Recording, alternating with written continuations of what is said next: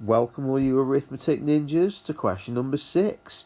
You should be aiming for at least 30 out of 40 on your arithmetic paper, maybe even 35 out of 40, and maybe some of you can even go for that maximum 40 out of 40. Really easy to prepare for.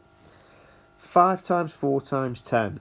Anytime you're timesing three numbers together, you basically work out the first two. So 5 times 4 is 20. And 20 times by 10, well, 20 times by 10 is 200. So your final answer is 200.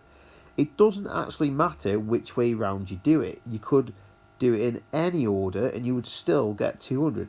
So let's just double check what I mean there. So you could do 5 times 10 times 4. You could do 10 times 4 times 5.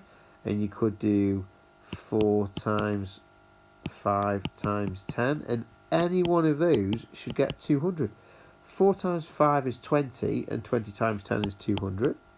5 times 10 is 50, and 50 times 4 50s are 200. 10 times 4 is 40, and 5 lots of 40 is also 200. Let's just double check. 40, 80, 120, 160, 200. Yeah, 5 lots of 40 is 200. So whichever way round you do it, you should get 200. Little tip from me though, always leave the third number as the easiest one. You want to be timesing the easiest number on the end, because you'll already have a slightly bigger number from multiplying the first two. So leave the easiest one till last.